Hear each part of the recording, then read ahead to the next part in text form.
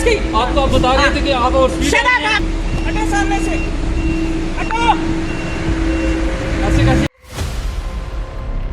Colonel की बीवी, knob सूबेदार को तुम कहते हो, मैं उठकर वापस उसको उठा दूंगी। अस्सलाम वालेकुम मेरे समझदार पाकिस्तानियों, मेरा नाम रेहान तारिक है और आप मेरा यूट्यूब चैनल और फेसबुक पेज देख रहे हैं। करोड़ दरूद आका दो जहां नबी मेहरबान मोहम्मद मुस्तफ़ा सल्लल्लाहु अलैहि वसल्लम पर। इस दुआ और इस उम्मीद के साथ इस व्लॉग का आगाज करते हैं कि अल्लाह रब्बुल इज्जत इस मुल्क के फैसला साजों के दिलों में समझदार पाकिस्तानियों के लिए नरमी पैदा कर दे। आज का ये व्लॉग बहुत स्पेशल है क्योंकि ये समाजी रवैये की अक्कासी कर रहा है और समाज में एक ऐसे तबके के मुंह पर तमाचा है जो खुद को अशराफिया कहता है। कर्नल, मेजर, ब्रिगेडियर की बीवी के बाद अब एक और खातून जो ताकत के नशे में धुत है, ताकत के नशे से मखमूर है और अपनी गाड़ी को एक आम आदमी के ऊपर कीड़ा मकोड़ा समझ के चढ़ा देती है। आज इस खातून के बारे में इस वीडियो में बात करने जा रहे हैं। यह खातून असल में एक खातून नहीं है, यह पूरी अशराफिया के माथे का झूमर है। वो अशराफिया जो इस ताकत के नशे में झूमता फिरता है कि पाकिस्तान में बसने वाले जो 25 करोड़ अवाम है वो हमारे गुलाम हैं, वो हमारे घर की बांदियां हैं, वो हमारे घर के लौंडे हैं, यानी हमारे घर में कमी कमीन है, वो हमारे लिए काम कर रहे हैं। आज ये जो वीडियो मैं आपके सामने रखने जा रहा हूं इसमें खातून को देखा जा सकता है। ये खातून गालिबन मोटरवे पर मौजूद है और मोटरवे पर फैसलाबाद इंटरचेंज से एंटर होती हैं, उसके बाद जहां से एग्जिट करने की कोशिश कर रही हैं। इनके पास बकौल इनके ये फैसलाबाद से एंटर हुई हैं, लेकिन इनके पास ना कोई लिखत पढ़त, ना रसीद, ना खाता। ट्रैफिक कवानीन की वायलेशन करती हुई, ओवर स्पीडिंग करती हुई खातून जब इंटरचेंज पर एग्जिट करने के लिए पहुंचती हैं तो ना तो इनके पास कोई रसीद होती है और ट्रैफिक वायलेशन के ऊपर जब ट्रैफिक वार्डन की तरफ से चालान किया जाता है तो उसके साथ उलझती हैं, उसके साथ तकरार करती हैं, बहस करती हैं और कहती हैं कि भाई अगर मैं तुम्हें कोई चालान दूंगी तो उसकी कोई रसीद मिलेगी। वो कहता है जी बिल्कुल रसीद मिलेगी। जब हर तरीके से मुतमईन कर दिया जाता है, यकीन दहानी करा दी जाती है कि ये पैसे ट्रैफिक वार्डन की जेब में नहीं जाएंगे बल्कि आपने जो कानून की खिलाफ वर्जी की है आपको उसके पैसे जमा करा के उसकी रसीद दे दी जाएगी। मगर इसके बावजूद खातून बहुत हीले बहाने करती है, पैसे तलाश करती है। 1200 रुपए उसको देना होता है चालान की मद में, लेकिन वो 1200 रुपए खातून के परस से निकलते नहीं है। मतलब आप अंदाजा कीजिए कि आप 80 लाख की गाड़ी में बैठी हुई हैं, लेकिन 80 लाख की गाड़ी में बैठी हुई इस खातून जो स्टीयरिंग के ऊपर है, ड्राइविंग सीट पर है, उसके पर्स के अंदर 1200 रुपए नहीं निकल रहा है। अब ये कानून को चकमा देने की एक भोंडी साजिश थी, कोशिश थी। अब जब एक नहीं चल पाती है तो खातून अपनी गाड़ी की जो एक्सेलरेटर है उसको दबाती है और जो सामने खड़ा हुआ ट्रैफिक वार्डन है ना आओ देखती है ना ताओ देखती है और उसके ऊपर गाड़ी चढ़ा देती है। मतलब इस चीज को जाने बगैर कि वो ट्रैफिक वार्डन भी यकीनन किसी का बाप होगा, किसी का भाई होगा, किसी का बेटा होगा, उस पर गाड़ी चढ़ा दी जाती है और ट्रैफिक वार्डन की तरफ अल्टीमेटली उसका साथी भागता है कि भाई वो जिंदा भी है या नहीं। इस वीडियो में क्या देखा जा सकता है? सबसे पहले मैं चाहता हूं कि इस वीडियो की एक हल्की सी झलक आपके सामने रखी जाए। खबरदार जो बकवास की। आप तो आप बता रहे थे कि आप और शट अप! मैंने तो जाहिल कहीं का। चाहिए आपको तो इंसाफ बकवास ना करो। चाहिए। ये इतनी सारी दुनिया ये। हटो सामने से, हटो। ऐसे कैसे आगे?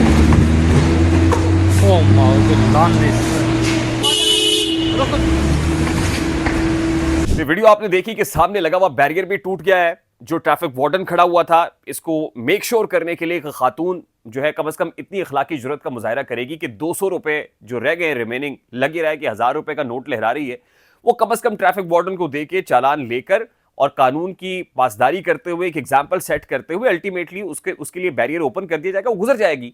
लेकिन उस ट्रैफिक वार्डन को ना सिर्फ उसकी जिंदगी को खतरे में डाला गया बल्कि कानून से भी खिलवाड़ किया गया सामने लगी हुई।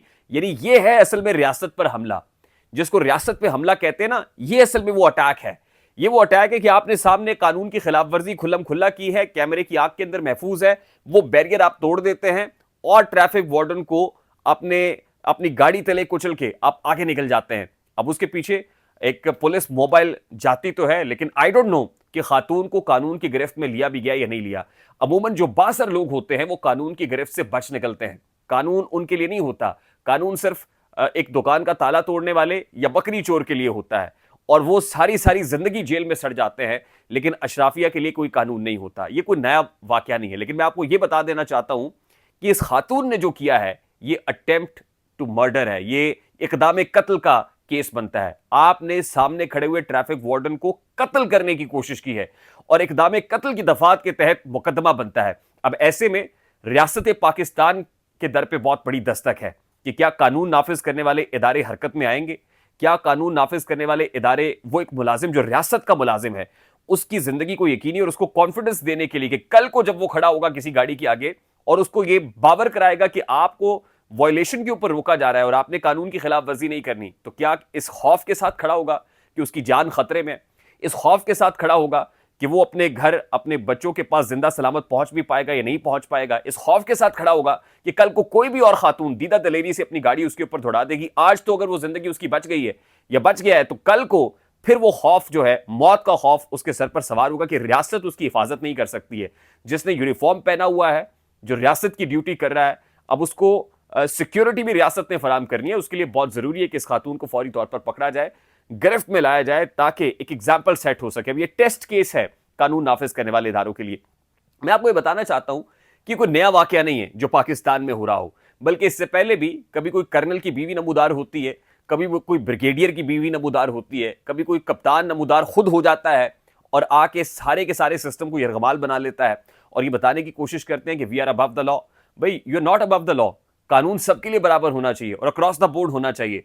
आज ही मेरे नजरों के सामने से chief justice of Pakistan justice Qazi Faez Isa का वो खत लिखा जो चीफ सेक्रेटरी पंजाब को लिखा गया था, वो मेरी नजरों के सामने से गुजरा और साबिक सदर ममलिकत डॉक्टर आरिफ अलवी ने अपने एक्स हैंडल के ऊपर उसको ट्वीट किया हुआ था। बताया गया कि 15 से 19 अप्रैल तक जो chief justice of Pakistan justice Qazi Faez Isa हैं, वो लाहौर रजिस्ट्री के अंदर जो है उनकी ड्यूटी उन मुकदमात की समाअत के लिए थी और लाहौर के GOR के अंदर उन्होंने उनकी रेजिडेंस के अंदर कुछ अरसे के लिए कयाम किया, यानी तकरीबन 4 रोज वो यहां पर कयाम पजीर थे। GOR के अंदर उन्होंने देखा कि जो सरकारी अफसरान, जो ब्यूरोक्रेट्स हैं, उनके घरों की प्रेमिसेस से आगे कुछ बैरिकेड्स लगा दिए गए हैं, कुछ दीवारें खड़ी कर दी गई हैं और सिक्योरिटी गार्ड या जो पुलिस वहां पर मौजूद है वो उन राहदारियों से भी आगे बाहर मौजूद है। तो chief justice of Pakistan justice Qazi Faez Isa ने इसके ऊपर अपने रिजर्वेशंस का इजहार चीफ सेक्रेटरी पंजाब को लिखे गए खत में किया कि ये अवाम का पैसा है, अवाम का जो एक्सचेकर है उसको आप नुकसान पहुंचा रहे हैं, हुकूमत के एक्सचेकर को नुकसान पहुंचा रहे हैं। ये अशराफिया के अल्ल तल्लों के लिए नहीं है कि बड़ी बड़ी दीवारें खड़ी कर दी जाए। जो आपका घर है, अगर उस गार्ड को बिठाना है आपने तो उस शख्स की हिफाजत के लिए बिठाए ना, बल्कि ये तो नहीं है कि 4 दीवारी को आप बहुत ज्यादा एक्सटेंड कर लें, उसके आगे आप एक बैरियर लगा लें और उससे भी आगे पुलिस वालों को बिठा दें कि जो अपना मोर्चा बनाकर बैठ जाए और आप वहां से किसी के गुजरने की जगह भी ना छोड़े। यानी ये इतने बड़े पैमाने के ऊपर ये जो काम आप कर रहे हैं, ये जो कानून की खिलाफ वर्जी कर रहे हैं कि अपने घर की 4 दीवारी से भी आगे निकलकर 4 दीवारियां खड़ी कर रहे हैं, बड़ी बड़ी दीवारें खड़ी कर रहे हैं, बड़े बड़े आहनी गेट बना रहे हैं, ये किस लिए है? चीफ सेक्रेटरी पंजाब को एक खत चीफ जस्टिस ऑफ पाकिस्तान की तरफ से लिखा गया। अब चीफ जस्टिस ऑफ पाकिस्तान जब खुद गए GOR और आपने ये सब कुछ देखा तो बड़ी अच्छी बात है कि आपने चीफ सेक्रेटरी पंजाब को खत लिख दिया, लेकिन मुल्क भर के अंदर जो लॉलेसनेस हो रही है, मुल्क भर के अंदर जो कानून को लोगों ने अपने घर की बादी समझा हुआ है, आइन को मोम की गुड़िया बनाया हुआ है, जो एक पॉलिटिकल पार्टी के साथ हो रहा है या दीगर किसी के साथ भी पॉलिटिकल विक्टिमाइजेशन हो, उस पर वक्त का जो काजी है वो क्यों खामोश रहता है? मैं पर्टिकुलरली इस वीडियो का हवाला दूंगा कि ये वीडियो तो अब सबके सामने है और कोई पुरानी नहीं है, ये रीसेंट इंसिडेंट है और सब कुछ दिखाई दे रहा है कि किस अंदाज में आपने अपने कानून को पैरों तले रौंदा हुआ है। तो इस वीडियो के ऊपर आपको भी एक्शन लेना चाहिए। यहां सो मोटो बनता है, ये अवामी मफाद का मामला है, इससे लोग हर्ट होते हैं, इससे लोगों के सेंटिमेंट्स हर्ट होते हैं, इससे गरीब आदमी को नुकसान पहुंचता है, इससे यह तासुर मिलता है कि मुल्क में कोई कानून नहीं है, ये बनाना रिपब्लिक है। ये बनाना रिपब्लिक से भी शायद बहुत ऊपर की चीज है। मैं जरा आपको वो तमाम तर वीडियोस का एक फ्लैशबैक देना चाहता हूं कि किस अंदाज में कब कब खवातीन ने, वो मर्द हजरात ने इस ताकत के घुमंड के अंदर, ताकत में मखमूर होके नशे के अंदर आकर किस अंदाज में कानून के साथ खिलवाड़ किया है। जरा उसकी एक झलक आपके सामने रखता है। सही मामूली बात नहीं। सुबह उसको यहाँ मुझे खड़े रह करने पे ना, एक कर्नल की बीवी, नॉब सूबेदार को तुम कहते हो, मैं उठकर वापस उसको उठा दूंगी। अच्छा छोड़े ना, मैं उठा दूंगा ना जब बोल।